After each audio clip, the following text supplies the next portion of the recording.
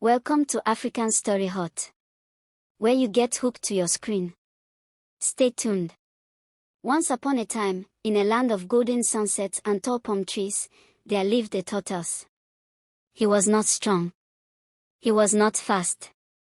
But he was clever, clever than all the animals in the kingdom. Tortoise lived in a small hut near the forest. Every morning, he walked slowly to the river, humming his little tune and dreaming about something special, food. Not just any food, royal food. He always said to himself, "If only I could eat what the king eats, I would never be hungry again."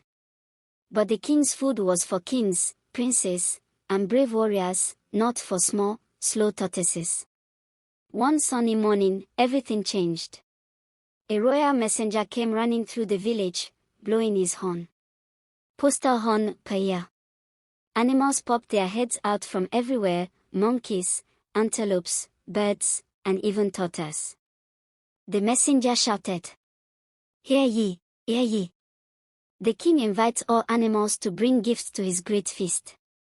Those who please the king will eat at the royal table." The animals cheered. Lion roared. Elephant trumpeted. Monkey danced from tree to tree. But Tortoise just rubbed his chin and smiled. "So, the king wants gifts. Then I shall bring the best gift of all." He hurried home, thinking hard. But what could he give? He had nothing. No gold, no shiny fur, no strong tusks. He sat under a big baobab tree, thinking until his eyes lit up. "Aha! I may not be strong, but I can be smart. I will trick them all, and the feast shall be mine." The next morning, all the animals gathered to travel to the palace. Tortoise came last, slow as always, but something was different. His shell shone like polished gold.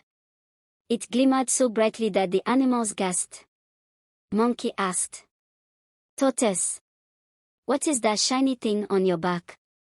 Tortoise puffed his chest. "Oh, this.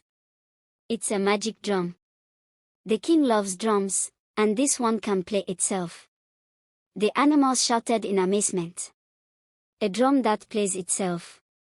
Show us." Tortoise laughed and shook his head. No, it only plays for the king."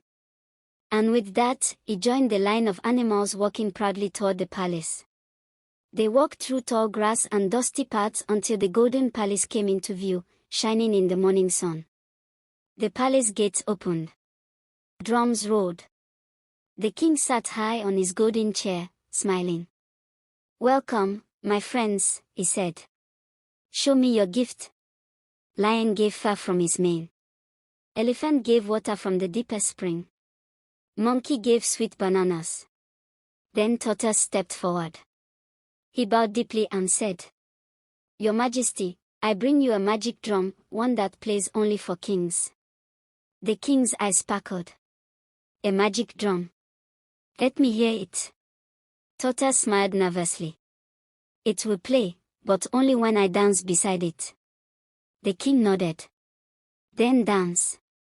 Tortoise began to dance. He twirled, clapped, and tapped his shell. Tap, tap, tap. The sound echoed in the great hall. The people gasped.